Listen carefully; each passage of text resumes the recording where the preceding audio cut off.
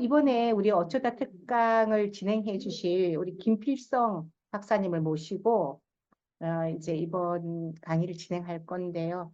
님은 경북대학교 교육학 박사를 이렇게 취득하시고요. 부산대학교 지역혁신역량교육연구센터에서 이렇게 업무를 보셨습니다.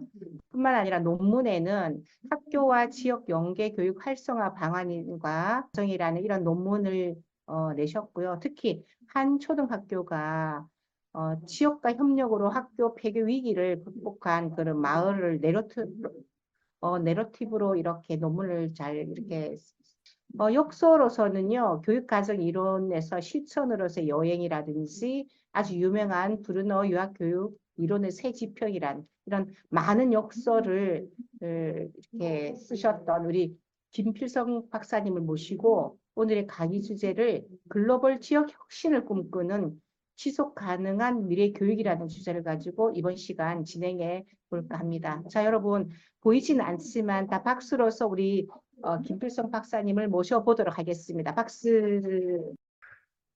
오늘 이제 뭐 그 글로벌 미래 교육 요런 것과 관련해서 좀 말씀드리려고 하는데 그 글로벌 미래 교육에서 가장 중요하게 좀 이제 대두되고 있는 것이 뭐 어떻게 보면은 너무 당연한 건데 우리의 삶이에요.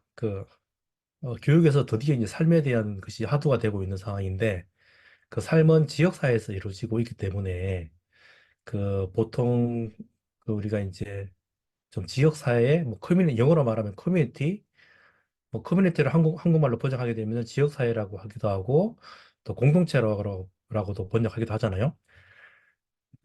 어쨌든 이 지역사회는 커뮤니티인데 이런 커뮤니티가 굉장히 교육에서 중요한 어떤 그 핵심 전략이 좀 되고 있습니다.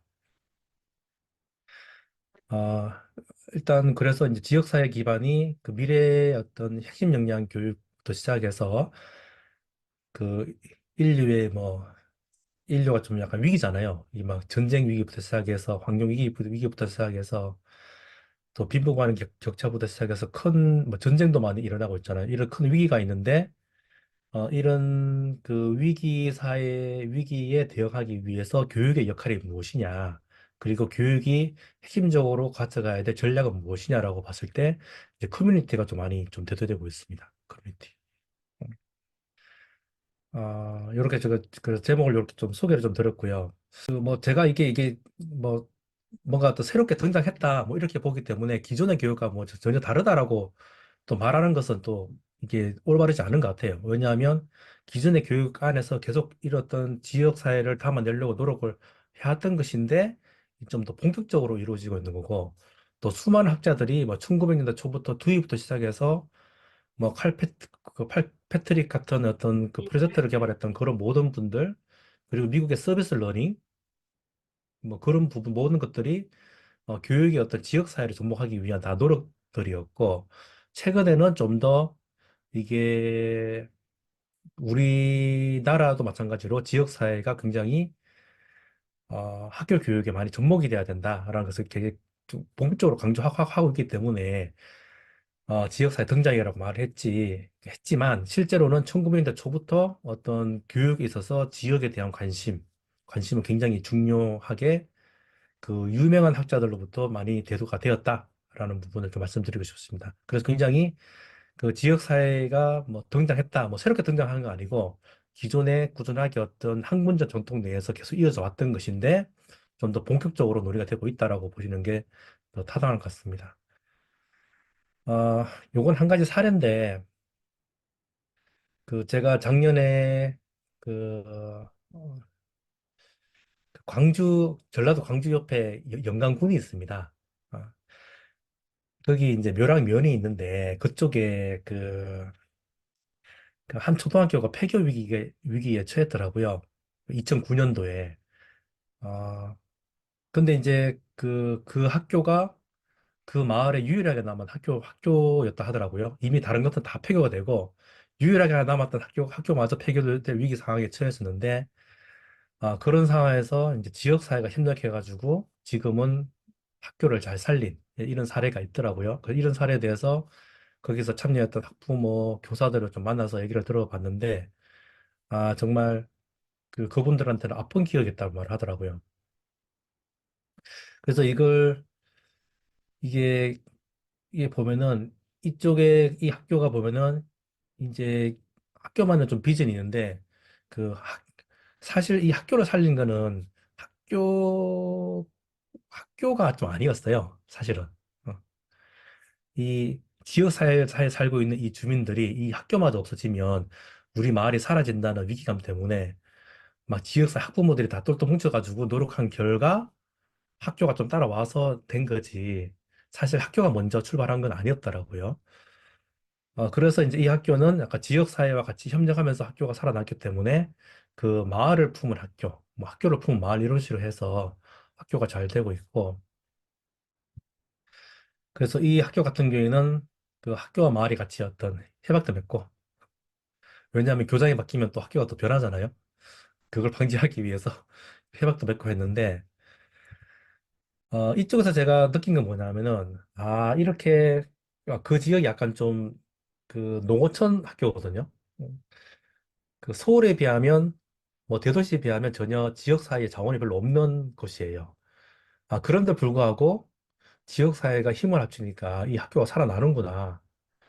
지금은 이제 유치원하고 초등학교 합쳐가지고 100명 정도 학교를 계속 유지하고, 작은 학교의 특성을 유지하고 있어요. 작은 학교. 자기들은 100명이 넘어가면 안 좋대요. 큰 학교로 가면 안 되고 작은 학교 장점이 있잖아요. 그걸 딱 유지하기 위해서 그 신입생을 모집할 때 관리를 하나 봐요. 예. 100명 정도만 되게끔 이렇게. 예. 그러면은 굉장히 그 학교에서 학생들을 좀 더 밀착적으로 관리할 수 있고 그리고 뭔가 더 지역 사회를 사이의 어떤 자원을 활용해서 뭐 학교를 다 도울 수 있는 어떤 충분한 어떤 딱 적합한 어, 뭐 그런 것이 된다고 말을 했고 또 이게 작은 학교로서 이제 유지를 해야지 경쟁력이 있다고도 하더라고요. 약간 업이나 그 도시 같은 경우에 큰 학교에 비해서 작은 학교의 경쟁력을 확보하는 것 이게 되게 중요하다. 그래서 학교만의 특색을 유지를 하더라고요. 그래서 이걸 보면서 느낀 게 뭐냐면은 이게 지역 사회에서 주민들이 협력하니까 그리고 여기서는 또 뭐냐면은 지역사회 주민들이 협력할 뿐만 아니라 그 3학년, 4학년, 5학년, 6학년은 그 마을 학교에서 뭔가 어떤 학생들 창체 동아리 시간을 활용해가지고 1년 내내 뭐 프로그램을 쫙 운영해요. 근데 그 프로그램들이 굉장히 뭐 3학년 때는 우리 마을 탐방을 하고 뭐 우리 마을 역사도 알아보고 뭐 4학년 때는 그 1년 동안 농사짓기를 하더라고요. 음, 농사짓기.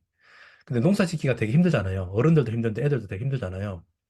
근데 그 농사짓기를 1년 동안 쫙 해나가면서 그 농토에서 스님도 만나고 학부모도 만나고 지역의 어르신도 만나고 하면서 그 공간이 어떤 관계가 맺어지는 장소가 되고 또 이제 거기서 그 농사를 지으면서 어, 뭐 단순하게 어떤 농부를 기르는 게 아니라 농사를 통해서 어떤 기후 위기의 어떤 자연의 가치를 배우고 그리고 노동의 가치도 배우고 그 안에서 관계 소통도 배우고 동시에 이 자연이 어떻게 자라고 성장하고 이런 것도 다 배우는 거예요. 그럼으로써 굉장히 어떤 시대에 필요한 어떤 자연에 대한 어떤 그 존중감 뭐 이런 것들을 배워 나가는 거죠. 이렇게. 그런 어떤 게 그렇게 하고 5학년 때는 그쪽 지역에 섭지가 있어. 섭지. 섭지하고 뒷산이 있는데 이 뒷산을 활용해 가지고 과학 수업을 하는 거야. 마침 이제 전남대학교에 한 교수님이 퇴임한 교수님 계시는데 그 교수님 오셔가지고 학생들 과학 수업을 담당을 하는 거예요. 그래서 과학 생태 체험 활동인가? 그 1년 동안 쭉 하는데 이 습지를 통해서 애들이 많이 배우고 뒷사람을 통해서 체험적으로 뭔가 어떤 생물이나 이런 것도 굉장히 많이 배우는 거예요. 그리고 6학년 때는 또 이제 마을 기자단 활동도 하고 이렇게 하다 보니까 이 마을의 그 농토를 활용하고 그리고 마을의 어떤 역사나 마을의 어떤 문화를 활용하고 그리고 마을의 뒷산 습지를 활용하니까 교육의 질이 엄청나게 좋아지는 거예요, 이게. 그러니까 이 학교가 교육력도 되고 동시에 학교가 또 지역에 같이 협력하다 보니까 굉장히 공동체도 다 형성되고 더 되다 보니까 문제도 없고 뭐 이제 뭐 애들이 약간 좀 인성적으로도 바르고 이런 부분이 있으니까 좀 작은 학교의 어떤 장점을 잘 유지하고 있다라는 것을 봤을 때 아, 지역 사회가 가지는 어떤 잠재력이 되게 크구나라고 좀 생각이 들었고 사실 이 이야기는 1946년도에 올슨이라는 학자가 이미 얘기를 했더라고요. 그 스쿨 앤 커뮤니티라는 그 책에 보면은 아무리 작은 마을일지라도 역사와 전통이 있고 자연이 있고 생태가 있고 경제가 다 있다. 그 지역사회에서 배울 수 있는 게 엄청나게 많다라고 이미 얘기를 하면서 그 이제 그 어떠한 마을이라도 지역사회와 연계하는 것은 풍부한 교육 과정을 운영할 수 있게 한다라고 얘기를 하고 있어요. 그래서 이제 마을이 가지는 어떤 지역사회가 가지는 교육적 잠재력을 우리가 몰랐던 것이 아니냐 뭐 이런 점에서 제가 좀 사례를 좀 말씀드렸던 거고 그래서 이제 우리나라에서 같은 경우에는 그 이런 어떤 흐름에 따라서 사실 우리나라 같은 경우에는 이제 마을이라는 전통적 용어가 있잖아요. 그러다 보니까 그냥 지역 교육 공동체를 안 그러고 마을이라는 말을 붙였더라고요. 그래서 동일하게 어떤 커뮤니티라는 것을 쓰는 것 같은데 뭐 지역사회라든지 공동체라고 표현 안 하고 마을이라는 표현을 써가지고 뭐 마을 교육 공동체, 마을 공동체 이렇게 표현을 해요.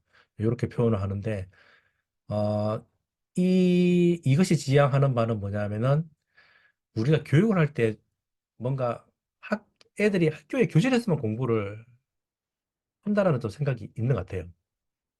학교에서 교실에서만 공부를 하고 교실에서 배운 어떤 지식 가지고서 시험을 잘 보면 애는 공부를 잘했다고 생각하는 경우가 있는 것 같고 그리고 교육은 교사 또는 학교가 책임지는 거다.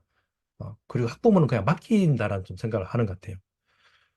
더구나 최근에는 점점 더 이제 학부모의 좀 역할이 또는 어떤 지역의 어떤 주민들이 우리 동네에 살고 있는 아이들에 대한 관심은 거의 없어지는 것 같아요. 제 생각에는. 자, 그런 상황인데, 이런 것과 좀 다른 방향으로 좀 접근하고 있는 흐름이 그 지역사회에 좀 접근하는 거예요. 그 지역사회에 접근한다는 것은 뭐냐면은, 우리나라 말로 마을이죠. 마을에 접근한다는 뭐냐면은, 마을의 어떤 그 학교에는 사실 선생님들이 몇 명 없잖아요. 인력 자원이 몇 명 없는데 사실 마을에는 풍부한 인력 자원이 굉장히 많아. 여러 교육기관도 있고 센터도 있고 맞죠? 굉장히 그 한 직업에 어떤 전문적으로 오랫동안 해오신 분들 굉장히 많잖아요. 그 인적 자원이 되게 풍부하고 두 번째는 뭐냐면은 그리고 여러 가지 어떤 그 자연 환경, 그 학습의 자원으로 쓸 수 있는 다양한 생태 자원도 있고 다양한 역사도 있고 전통도 있고 그리고 무덤이나 이런 것도 있잖아요, 맞죠? 뭐 그런 것도 있잖아요, 맞죠? 그런 것도 다 있기 때문에 굉장히 자원이 풍부해요. 이런 어떤 인적 자원, 물적 자원이 두 가지 있는데 이런 것들 다 결합해서 교육이 이루어져야 된다고 보는 거예요. 그래서 단순한 교실 안에서 한 명의 선생님에 의해서 아이들이 가르쳐지는 것, 교과서를 통해서 가르치는 게 아니라 이 아이들이 교실 바깥에서 모든 삶의 장소에서 배울 수 있도록 뭔가 어떤 우리의 어떤 그 삶 속에서 교육이 이루어져야 된다. 삶의 어떤 모든 어떤 인적 자원과 물적 자원을 우리가 어떻게 잘 교육적으로 잘 활용할 것이냐. 요런 점인데 요걸 이제 속담으로 표현한다면 뭐 아프리카 속담이 있다고 해요. 그 한 아이를 키우려면 온 마을이 뭐 필요하다. 뭐 이렇게 속담으로 간략히 표현하고 있는데 뭐 다 같이 교육을 하기 위해서는 어, 학교에만 맡기면 안 된다. 지역이 굉장히 중요한 교육의 주체이자 자원이 된다라는 것을 그 강조하는 부분입니다. 그 우리나라에서 이렇게 이제 그 지역이 좀 강조되는 마을교육 공동체가 태동되게 된 이유는 뭐냐면은 첫 번째로는 이제 학교가 있고 학부모가 있고 뭐 지역 사회가 있는데 이제 2010년 이전까지는 거의 뭐 각자 해왔었어요. 학교는 학교대로 해왔고, 학부모는 학부모대로 해왔고, 지역사회는 지역사회대로 해왔었는데 이게 한계가 굉장히 뚜렷할 수밖에 없는 거죠. 뭐 학교만 예를 들면은 학교가 뭐 교실 수업 개선부터 시작해서 뭐 1980년대부터는 뭐 열린 교육이라 그래가지고 그 학생들이 그 한 교실에 50명, 60명 빼곡하잖아요. 콩나물처럼 빼곡한데 이 학생들에게 수업을 할 때는 교과서만 가지고 암기식으로 대부분 수업을 했단 말이에요. 근데 그 중에서도 교사들은 이렇게 애들한테 수업을 하면 안 된다. 어, 애들이 자기 흥미에 맞는 것, 자율적이고 주도적으로 공부를 해야 되는데 학교는 그렇지 못하다. 이런 문제 제기가 계속 이어져 왔고, 그래서 이제 열린 교육 운동이 활발하게 이루어지다가 그것이 2000년, 2002년도인가? 이 교실 수업 개선으로 이제 이어져가지고 계속 이루어졌는데, 여러분들 잘 아시잖아요. 2000년대 후반에 가면 갈수록 사교육은 더 심해지고, 교실 붕괴는 더 악화되면서 학교가 거의 붕괴될 위기가 왔었잖아요. 그래서 학교에서 아무리 공교육 개선하려고 노력해도 학교만으로는 더 이상 하기 어려운 그런 상황에서 이제 학교 교육의 정상화를 위해서도 더 이상 학교 혼자만의 힘으로 되지 않는다. 뭐 이런 게 굉장히 큰 화두가 됐고, 또한 이제 교육학적으로 보면은, 우리 아이들이 잘 성장하기 위해서는, 그러니까 우리 아이들이 잘 배우기 위해서는, 그리고 잘 배웠다라고 본다면, 뭔가, 우리가, 어, 학교에서 배운 어떤 좋은 지식을 가지고서 우리의 삶을 되돌아보고, 맞죠? 우리의 삶의 문제 개선하기도 하고, 그리고 나를 성장시키고, 그리고 우리의 어떤 인류의 공동 위기를 같이 해결해 나갈 수 있는 그런 인재로 자라는 게 중요하지. 뭐, 열심히 반날 없이 공부를 했지만은, 딸랑 남는 것은 100점밖에 없잖아요. 지금은, 맞죠? 그것은 그 배움과 삶이 좀 분리되어 있다라고 봤던 거예요. 특히 이제 교육을 통해서 우리 아이들이 뭔가 이제 이게 인류의 어떤 경험들이 축적된 것이 지식이잖아요. 맞죠? 이 지식을 잘 배워가지고 정말 삶의 영양분이 되도록 그럼으로써 정말 삶을 가꾸고 삶을 어떤 창조적으로 하고 이렇게 할 수 있는 역량이 돼야 되는데 역량 중심 교육을 하기 위해서는 교실 수업으로는 될 수가 없는 거야. 교실 수업을 하려고 하더라도 한계가 뚜렷해요. 왜냐하면 교실 수업 다 끝나면은 공부가 없거든. 뭐 그런 점 때문에 이게 학교도 굉장히 좀 어려웠던 부분이 있고 그리고 지역사회도 마찬가지예요. 지역사회 같은 경우에도 뭐 우리 뭐 새마을 운동도 하고 그리고 마을을 살리기 위해서 많은 노력을 했던 것 같아요.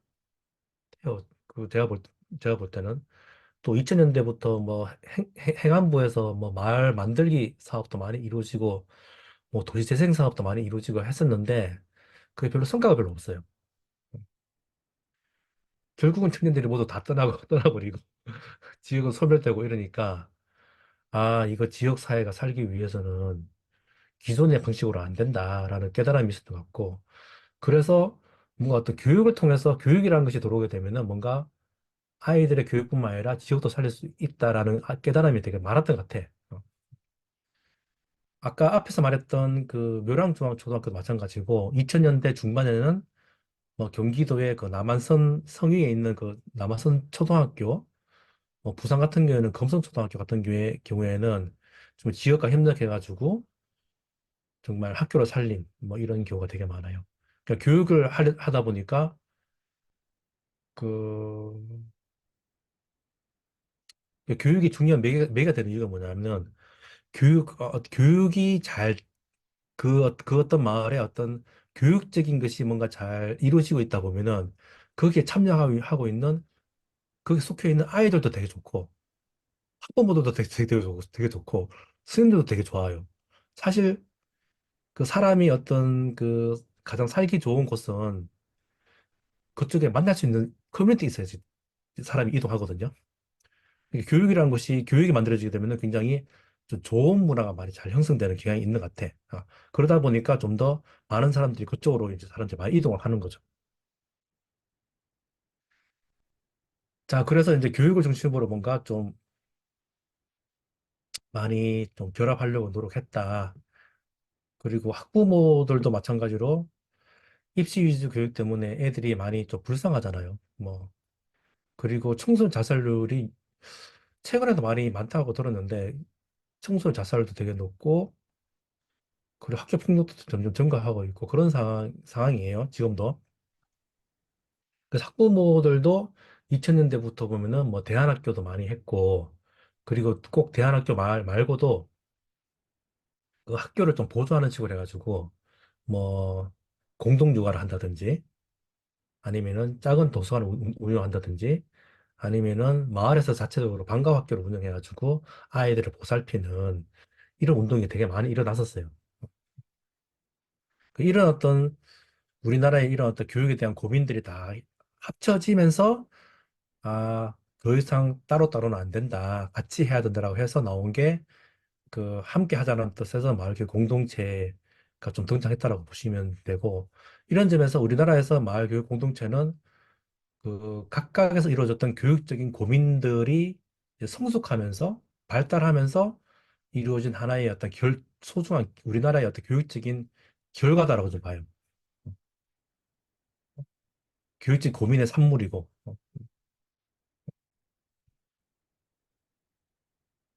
요거는 앞에서 말씀드렸듯이 남한산 초등학교 지금도 150명,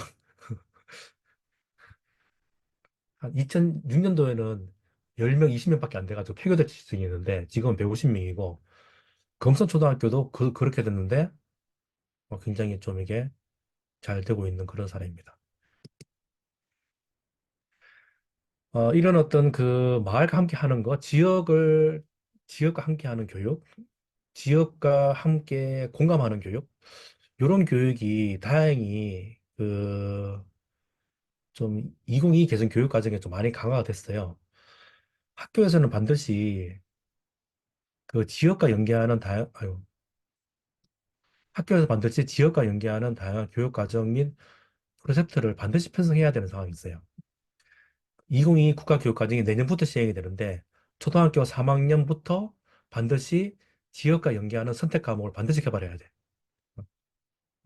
중학교도 마찬가지고 고등학교는 고교학점제로 해야 되고 그렇죠? 그래서 학교 교육에는 주로 이제 국어 가르치고 수학, 영어, 뭐 사회 이것만 가르치잖아요. 그래서 이제 교과서에는 보편적인 내용이기 때문에 지역의 내용이 거의 없어요. 근데 이제 학교에서는 반드시 지역의 내용을 담은 선택 과목을 만들어라고 지침 내려간 상황이기 때문에 내년부터는 반드시 만들어야 되는 상황이에요. 음.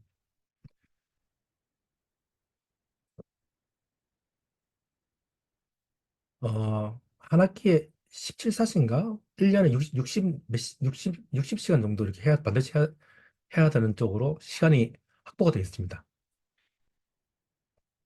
그래서 최근에 지금 대부분의 시도교육청에서 이걸 준비하느라고 지금 엄청 바쁩니다, 지금. 바쁜 상황이고. 뭐 참고로 사실 지역교육과정, 지역연계교육과정이 초등학교 3학년, 4학년에 들어가 있어요. 어, 초등학교 2학년부터 들어가 있나? 있을 거예요. 그 1992년도에 6차 교육과정이 개발되면서 그때 처음으로 지역교육과정이 했거든요. 그때는 이제 국가교육과정만 있었지 지역교육과정이라는 말 자체가 없었어요. 그래서 1992년도에 6차 교육과정이 되면서 지역교육과정이 필요하다. 학교 단위의 자율적인 교육과정 편성 운영이 중요하다고 해서 교육과정이 강조되었고 그러면서 92년도에 처음으로 3학년, 4학년에 지역 교과서가 개발된 거예요. 그게 지금 이제 그 초등학교 교과서 보면은 초등학교 3학년 우리 동네 알기, 우리 마을 알기 이렇게 나오거든요. 그게 있는 거고. 근데 6차 교육과정인데 그렇게 개발되다가 그게 중단된 거야.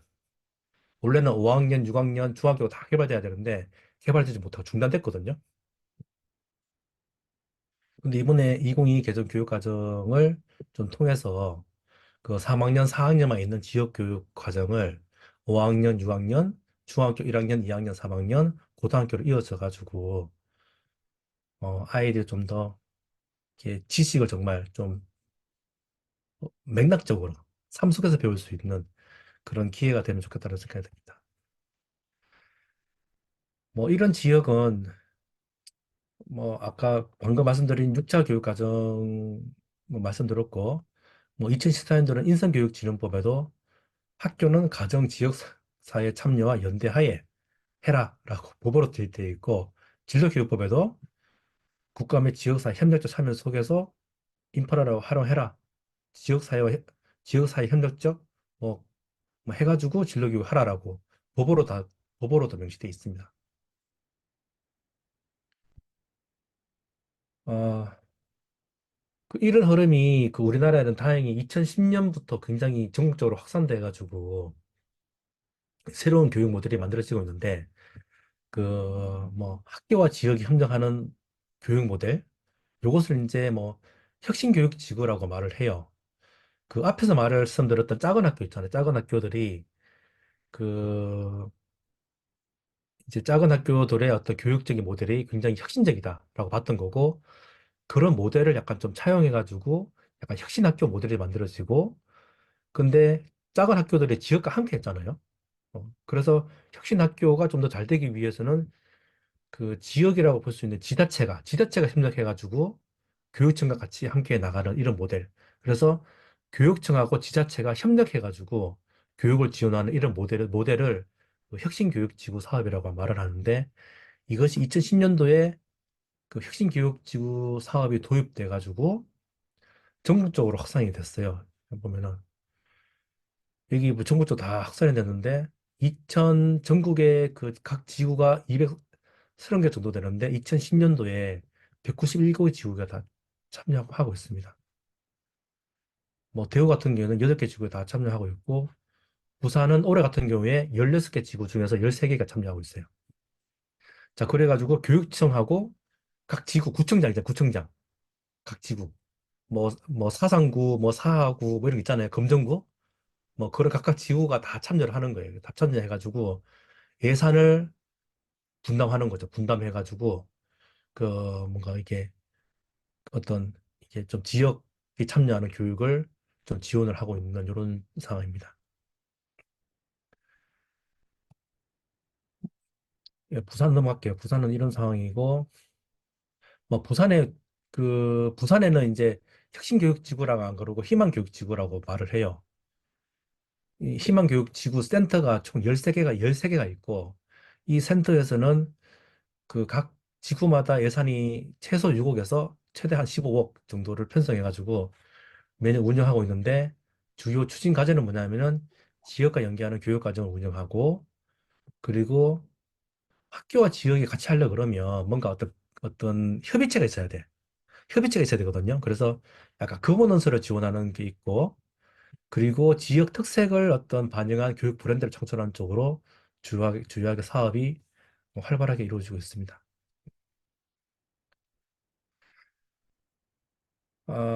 그 두 번째로 이제 그 지역을 이제 통해서 우리가 어떤 인재를 기르려고 하느냐라고 봤을 때 일단 앞에서 말씀드렸지만은 어, 우리가 지금까지 교육은 약간 교과서 중심 교육이라고 볼 수 있어요. 맞죠? 교과서도 중요하긴 중요한데 교과서만 가지고서는 우리가 인류가 지속 가능하도록 평화롭게 살아갈 수 있는 어떤 이런 상황이 아니잖아요. 맞죠? 그래서 이런 어떤 위기 상황에 대응할 수 있는 그런 사람이 길러져야 되는데 그런 사람을 기르기 위해서는 교과서 교육만으로는 한계가 있다라고 보는 거고 그리고 보통 우리가 학습자 중심 교육이라고 표현하는데 아이들의 흥미를 존중하고 아이들의 어떤 주도성을 존중하는 건 좋긴 좋은데 우리 아이들이 사회 한 구성원으로서 공동체 한 구성원으로서 어떻게 살아가야 될 것이냐 이런 점을 좀 강조해야 한다고 봤고 이런 교육이 약간 지역사회 기반 교육이라고 보시면 됩니다. 그래서 지역사회라는 것은 그 삶이 이루어지는 공간인데 우리의 어떤 그 나의 삶과 내 주변의 삶, 그 우리 동네의 어떤 삶에 대해서 관심을 가지는 거기에서 어떤 우리 동네의 어떤 이슈나 문제에 관심을 가지고 참여하면서 문제도 같이 해결해보고 뭐 이런 어떤 그 교육을 말을 합니다. 자, 이런 교육을 통해서 이게 우리가 이제 이런 어떤 그 미래 시대에는 단순하게 어떤 개인의 성공만이 아니라 그 지역 사회의 삶을 보살피고 함께하고 문제에 공감하고 함께 해결해 나가는 우리의 삶을 어떤 가꿀 수 있는 그런 어떤 미래 인재가 필요하다라고 봤고 이것을 뭐 좀 뭐 OECD에서는 뭐 웰빙이라고 표현하더라고요. 웰빙. 어, 개인과 사회 공동체 웰빙을 할 수 있는 인재를 양성해야 된다라고 OECD 2030에서는 강조를 하고 있어요. 그러면서 OECD 2030에서는 그 굉장히 강조하고 있는 게 뭐냐면은 미래 인재는 그 학생 행위 주체성이 길러져야 된다라고 말을 하고 있는데 잠시만요. 학생 행위 주체성이 강조를 하고 있는데 미래의 어떤 인재를 양성하기 위해서 학교의 모든 교육은 학생의 행위 주체성을 기르기 위해서 초점을 둬야 된다라고 말하고 있어요. 이게 뭐냐면은 우리의 삶과 어, 그 아, our lives and 그리고 우리 주변의 세계를 긍정적으로 영향을 미칠 수 있는 능력이에요, 이게. 뭐, 그래서 이게 행위 주체성은 뭐 학습자 주도성 이런 건 의미가 아니고, 우리의 학생이 나의 삶과 내 주변에 있는 사람들, 내 주변에 있는 환경에 대해서 긍정적으로 책임질 수 있는 능력, 이걸 강조를 하는 거예요. 음, 음. 자, 이런 능력을 굉장히 강조하고 있고, 요거는 그 OECD뿐만 아니라 유네스코에서도 굉장히 강조하고 있기 때문에 전 세계적으로 가장 강조하고 있는 교육이고 우리나라 국가교육과정에서도 이걸 굉장히 강조하고 있습니다.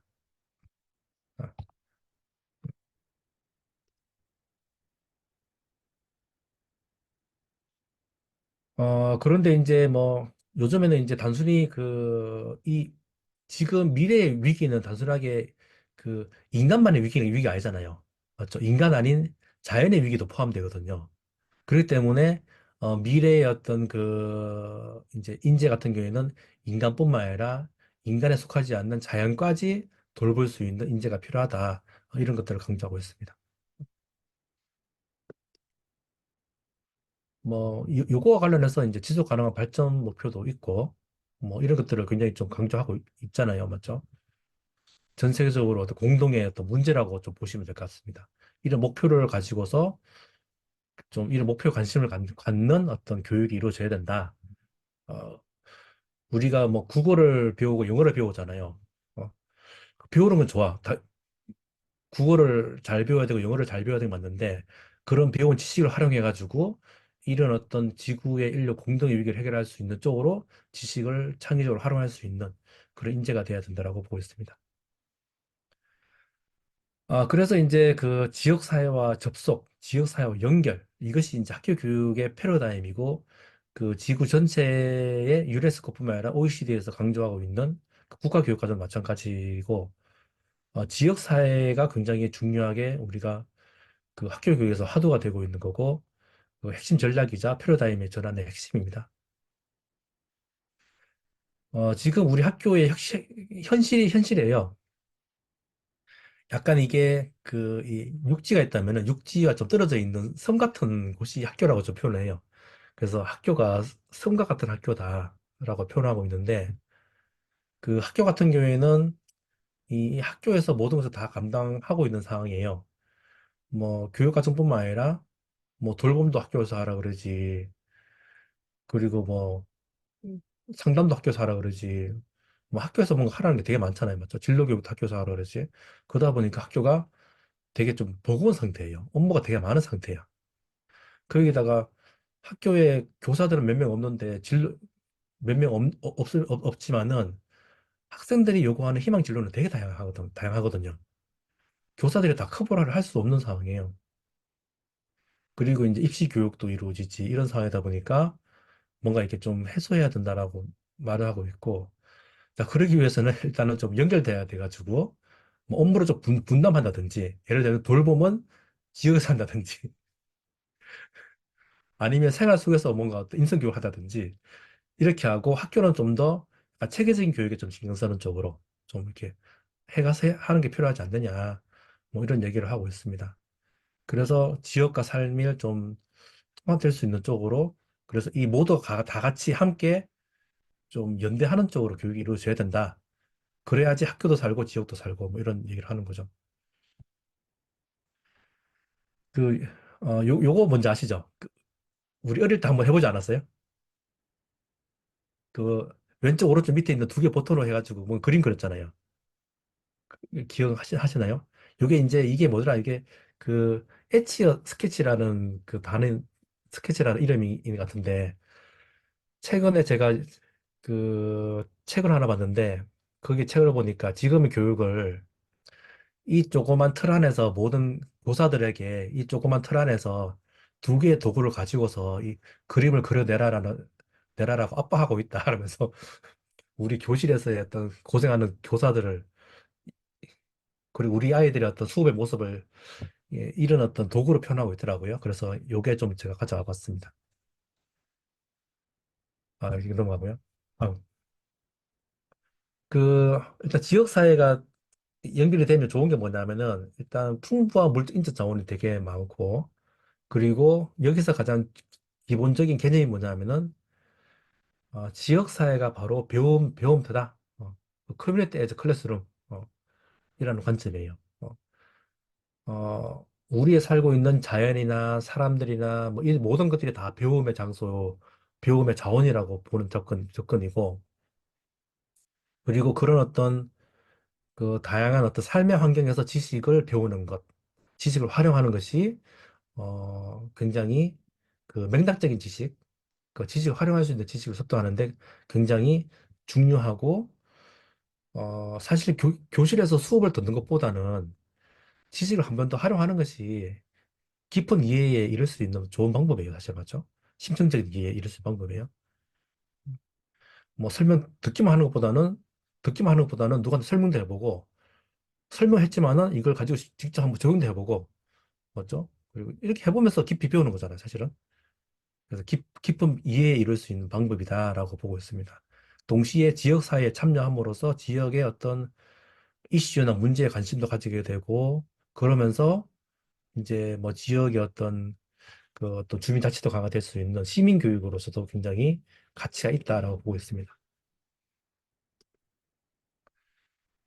그래서 이제 뭐 짧게 말하면 학교에서 뭐 일기서기 수학 뭐 이런 뭐 단순한 직업 능력 이런 학교 교육도 되게 중요하지만 이것이 최종적인 교육의 목표는 아니다.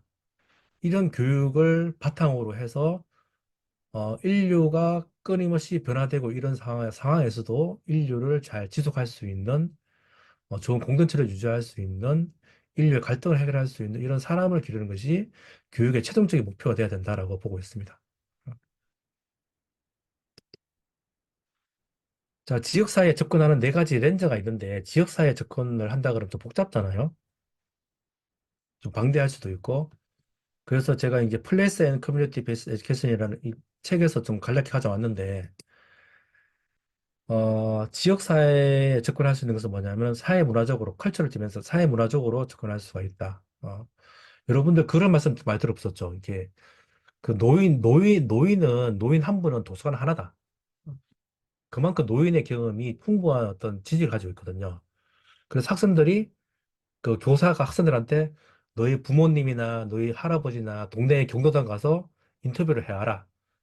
그러면 뭐 가족 생활이 어떻고 결혼 생활이 어떻고 이런 생활사도 얘기 들을 수 있고 맞죠? 그리고 이 지역 역사도 들을 수 있고 심지어는 뭐 전쟁사부터 시작해서 역사적인 사건에 대한 얘기 다 들을 수 있어요. 그리고 아니면은 우리 학교의 역사를 대해서 알고 싶냐? 그러면 선배 중에 졸업한 선배를 찾아가서 그때 학교는 어땠는지 한번 물어봐라. 이렇게 할 수도 있잖아요. 맞죠? 그 사회문화적인 어떤 이런 걸 통해서 약간 다양한 세대의 어떤 사람들의 이야기를 들음으로써 그 지역의 어떤 역사를 인식하고 그 세대 간의 통합을 이룰 수 있는 기반이 돼요. 그리고 환경과 자연에 대한 이슈죠.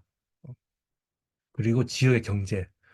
우리 지역의 경제가 어떤 문제가 있느냐. 뭐 이런 문제에 고민할 수 있고, 그리고 시민교육, 시민 참여를 하기 위해서는 어떻게 할 수 있느냐. 이렇게 좀 접근할 수 있다라고 얘기를 할 수 있는데, 이런 구분은 뭐 이 학자의 이 학자가 구분한 거고 뭐 다양하게 구분할 수 있을 것 같아요. 그리고 이제 지역에 대해서 출발할 때는 일단 제일 먼저 그, 아유, 그 지역사회 접근할 때는 가장 가까이 있는 거, 가장 가까이 있는 게 뭐 나의 삶부터 시작할 수 있고, 그리고 우리 동네, 그 다음에 좀 더 약간 중학교 가면은 우리 부산 지역은 어떤가 이렇게 좀 볼 수 있고, 그리고 좀 고등학교 가면은 우리 국가는 어떻고 세계는 어떠냐 이렇게 좀 접근할 수 있잖아요, 맞죠? 그래서 제일 처음에 출발할 때는 자기 동네부터 출발하는 게 가장 쉽다라고 말해요. 우리 동네 아니면은 우리 가족, 맞죠? 우리 엄마, 우리 아빠부터 시작하는 거죠. 아니면 우리 교실, 뭐 우리 교실이 왜 이러냐 이렇게 있잖아요. 우리 교실 이렇게 학교 쓰레기가 많느냐 이렇게 접근할 수 있잖아요, 맞죠? 왜 이렇게 우리 학교는 우리 학교는 화장실이 더럽지? 이렇게 시작할 수도 있고, 아니면은 우리 마을에는 왜 이렇게 쓰레기가 많지? 우리 마을에는 왜 이렇게 좀 뭔가 어떤 뭐 약간 뭐라 그럴까? 뭐 최근에 보니까 요즘 그 아이들이 병원에 약을 먹는 아이들 되게 많다고 들었거든요. 그 코로나 이후로 정신적인 건강에 안 좋은가 봐요. 그런 얘기를 많은 선생님도 들었는데, 그렇다면 우리 아이들의 정신건강 문제에 대해서 알아보자. 그게 출발이 되는 거 맞죠? 바로 이제 그게 출발이 되고 조금 더 나가면 우리 마을, 우리 마을의 이장동 한번 만나보고 이게 되는 거죠. 그리고 중학교 넘어가면은 정말 부산시는 어떠냐, 뭐 이렇게 음, 부산 경제는 어떠냐 이렇게 좀 접근해보고 이렇게 하면서 자기 마을에 대한 애착심을 가지고서 이제 점점 세계로 나아가는 거고. 그리고 이제 사실 그 나의 삶은 그 부산시나 그 우리나라의 어떤 삶과 밀접하게 연관돼 있어요. 나의 경제적인 삶이나 나의 어떤 학교 교육의 삶은 부산시의 교육청의 정책에 영향을 미치고 있고, 우리나라 어떤 국가의 어떤 그런 어떤 영역 내에서 포함되어 있기 때문에 사실 나의 삶에 대한 문제나 또는 로컬의 문제는 사실 국가적이고 세계적인 문제예요. 나의 삶을 깊이 팔고 들면은 자연스럽게 부산시가 나오고 자연스럽게 국가가 나와. 내가 지금 초등학교 때 이렇게 학교에서 정신병에 걸려 있는데 이게 뭐 우리 가족만의 문제겠어요? 알아보니까 우리나라 전체가 다 그래. 맞죠? 그렇잖아요. 맞죠? 그러면서 내 주변에 있는 문제에서 출발했지만은 사실은 이게 부산 지역, 전국 지역으로 뻗어나갈 수가 있어요. 그렇기 때문에 내 주변에 있는 문제이지만은 사실은 이 문제는 전 세계적으로 다 엮여져 있기 때문에 그 전 세계의 문제에, 전 세계 공동 위기에 들어갈 수 있는 하나의 관문이 될 수 있다. 어, 라는 점이고, 그래서 지역 사회를 보존하는 것이 세계를 보존하는 것이다. 이런 말도 있어요. 그 네 가지 사례가 있는데, 어, 요거는 이제 그 사회 문화적인 측면에서 뭐 한 가지 예인데, 어, 딱 두 가지만 짧게 얘기 들어볼게요. 이제 미국의 사례, 미국 사례. 뭐 약간 미국이 약간 시골에 있는 학교인데, 그, 구자로도라는 교사가 자기 고향을 버리고 떠났는데 교사가 돼가지고 다시 자기 고향으로 와서 아이들을 가르쳤다 하더라고요. 근데 당시에 90년대 후반에 미국에서는 이제 그 성취 기준 운동이 많이 일어나고 있었어요. 그 성취 기준 많이 알죠? 성취 기준, 뭐 성취 평가, 학업 성취도 많이 하잖아요. 90년대 후반에 미국에서 성취 기준 운동이 많이 일어났었는데 그 성취 기준 운동이 뭐냐면은 모든 학교가 기본적인 학력을 기르기 위해서 최소한 이런 성취 기준을 달성해야 된다라고 하면서 표준화시키는 운동이었어요. 표준화. 그러다 보니까 자연스럽게 이 표준화된 흐름 속에서 자연스럽게 지역은 소외되잖아요. 근데 이 교사가 보기에는 이 표준화된 이런 교과서는 아이들한테 관심도 없고 우리 아이들한테는 맛있는 요리가 아니다 라고 봐가지고 그 지역과 연계해서 교육 과정을 만들어 갑니다. 그래서 그 당시 했던 게 뭐냐면은 그, 그 지역에서 어떤 오랫동안 자기 동네를 살리기 위해서 노력해왔던 어르신들이 계신가 봐요. 어느 지역에나 문동이 있었고 많은 합동이 있었잖아요. 그런 분들을 찾아가지고 인터뷰를 하는 거죠. 그러면서 아이들이 아, 우리 지역에도 이렇게 훌륭한 사람들이 있었구나. 그리고 우리 마을이 지금 이렇게 된 거는 이런 역사적인 과정 속에 됐구나. 이게 알게 되는 거죠. 그렇게 알면서 그 아이들이 어떤 자기 지역의 다양한 어떤 그 시간적, 공간적으로 연결이 되면서 아이들의 정체성이 좀 더 풍부해지는 이런 게 될 수 있고, 그리고 이제 이렇게 이제 인터뷰를 한 것을 박물관으로 이제 박물관에 전시를 또 하고, 막 그러다 보니까 이제 학부모도 좋아하고 학생들도 다 좋았다 이렇게 얘기하더라고요. 그러면서 그 지역에 하나의 어떤 비영리 단체도 하나 만들어지게 되면서 전국적으로 확산이 되는 뭐 이렇게 됐다라고 하더라고요. 그러면서 그 지역의 어떤 그 이제 졸업생들이 좋은 대학교에 많이 가기도 하고, 근데 그 좋은 대학 갔던 상당수 어떤 그 졸업생들이 다시 또 지역으로 데려가가지고 그 교사와 또 함께 하기도 하고, 그렇게 했다고 합니다. 이 저자는 남들이 볼 때는 우리 지역사는 하는 농촌일 뿐인데, 이 교사는 이렇게 말해요. 우리 지역사회는 굉장히 특혜를 받은 지역사회다. 어, 굉장히 어떤 풍부한 자원이 많다. 라고 이제 알게 되는 거죠. 또 이제 이렇게 하면서 이제 그, 그 지역 주민 인터뷰를 담은 정규 방송 프로그램도 프로그램도 개발하면, 프로그램도 이제 방송하는 거죠. 뭐 예를 들면 우리나라의 뭐 KBS의 뭐 동네 뭐 방송 그런 많잖아요. 맞죠? 뭐 그런 것처럼 그런 방송 프로그램도 제작을 하면서 아이들이 어떤 새로운 진로도 개발하기도 하고 뭐 이렇게 뭐 좋아졌다라고 말을 하기도 하더라고요. 그리고 요거 한 개만, 요거는 이제 그 시민 교육인데, 맞죠? 이 시민 교육인데, 여기서 이제 말하는 게 뭐냐면은, 시민 교육을 왜 책으로 배우냐? 시민 교육을 책으로 배우는 건 야구를 책으로 배우는 건 똑같다. 뭐 사랑을 책으로 배우냐? 이러면서 책으로 배우는 것이 필요하지만 실제로 해봐야 된다. 시민 교육이 되려면 지역 사회에 공감하고 이슈들 조사도 하고 분석도 하고 주민과 소통하고 협상도 하고 이렇게 하면서 지역이 달라지는 게 아니냐. 그러면서 이제 이 고등학교 과학 교사가 선택 과목을 만들었는데 그 당시에 봤더니 이상하게 천식 환자가 되게 많이 발생하더라. 그래서 이게 왜 그럴까? 디젤 가스 때문인가라고 가설을 설정하고 실제로 아이들이 그 뭐야 학교 정문 앞에서 1시간 동안 차량 조사를 했더니 학교 앞에 그 디젤 차들이 많이 공행을 하고 있더라. 라고 발견을 하고 근데 법률을 봤더니 5분 이상 공유를 할 수 없다는 법률이 있었던 거예요. 이제 그걸 알게 되면서 이 학생들이 이제 지역사회 주민들한테 이런 사실을 알리는 캠페인도 하고 관심을 고조시키면서 이런 어떤 지역의 문제를 해결하는 뭐 이런 것들 사례를 얘기하고 있습니다. 이런 어떤 그 지역 연계, 지역사회 뭐 참여, 지역사회 이슈에 공감하는 거 이런 것들을 이제 교육학자들은 그 어센틱 러닝이라고 표현하거든요. 그 국가교육관에서 굉장히 강조하고 있어요. 어센틱 러닝이 번역하면 되게 어렵거든요. 진정학습? 뭐 전라도 북도에서는 참학습이라고 표현하는데 저도 이게 정확히 뭔지를 모르는데 제가 추측하기에는 어센틱은 실제와 굉장히 유사한 교육인 것 같아.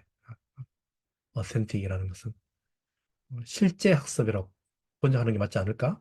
이런 생각이 들고 어쨌든 국가교육과정에 이 단어가 굉장히 많이 나오는데 어, 국가교육과정을 봐서는 이 어텐틱 러닝이 뭔지를 이해를 못했어요. 근데 이게 지역사회 기반 교육을 보니까 미국에서는 이런 교육을 어센틱 러닝이라고 표현하거든요. 아, 그러면서 이제 국가교육까지 말하는 어센틱 러닝이 이런 거구나라고 저도 좀 이해하는 계기가 됐습니다. 자, 교육과정 사례인데 요거는 이제 그 순천의 사례예요. 순천의 동천마을 교육과정인데 아까 그 지역과 연계하는 것은 두 가지가 있다고 말씀드렸잖아요. 지역의 인적 자원을 활용할 수도 있고 지역의 물적 자원을 활용할 수 있는데 그 순천에는 순천시를 흐르는 동천강이 있어요. 이 동천강을 배움터로 활용하는 교육입니다. 어, 어, 어. 그, 뭐, 여기 보면은 이게 1학년부터 6학년까지 만들어진 거고요. 그래서 이제 애들이 초등학교 때는 이제 동천을 만나보고, 동천에서 표현도 하고, 동천의 다양한 새도 살펴보고, 동천의 식물도 알아보고, 그리고 동천의 어떤, 그 제일 마지막에는, 진짜 뭐 탐사도 하기도 하고, 뭐 여러 가지 하고 있는데, 뭐, 보통은 이제, 일단 요 넘어갈게요. 이렇게 하고 있고, 뭐 수업 시간에는 뭐 사전 현장 수서 활동으로 해서 이렇게 이루어지고 있다고 하는데, 이 특징은 뭐냐면은, 아, 순천에 흐르고 있는 통천강이 굉장히 중요한 교육 자료가 될 수 있구나라는 점이고, 더불어서 이제 그 순천에는 이거 말고도 순천에는 일제시대부터 약간 철도 관사 마을이 있었다 하더라고요. 철도 중심지 마을이었다 하는데, 지금도 어떤 관사 마을이 있어요. 지금도 이제 관사 마을이 있는데, 그 철도 관사 마을을 이제 교육 과정에 반영하는 거죠. 예를 들면, 잠시만요.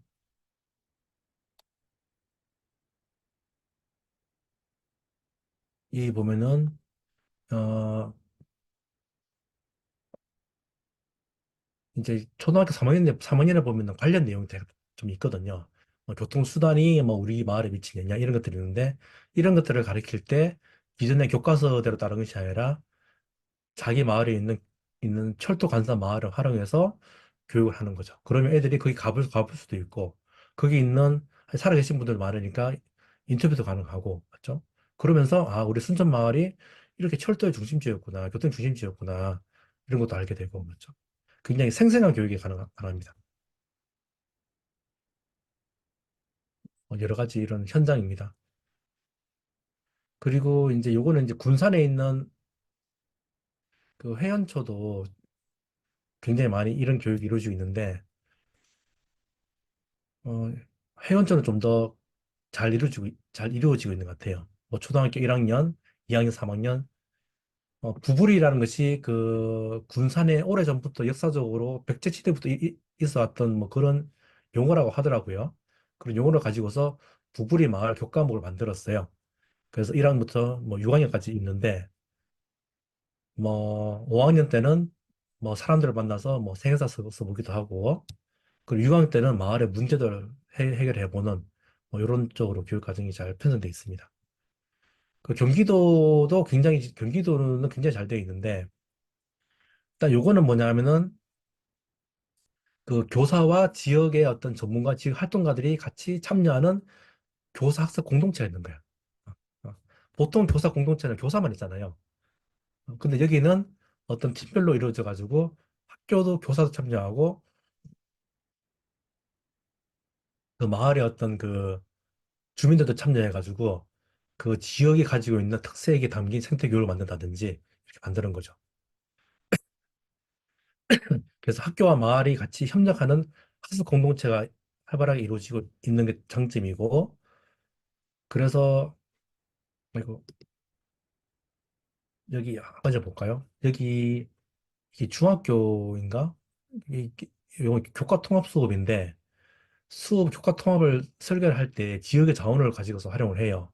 근데 교사 혼자만 하는 게 아니라 그 시청의 어떤 담당 부서들이 같이 협력한다든지 지역의 기관들이 같이 협조를 하는 거예요.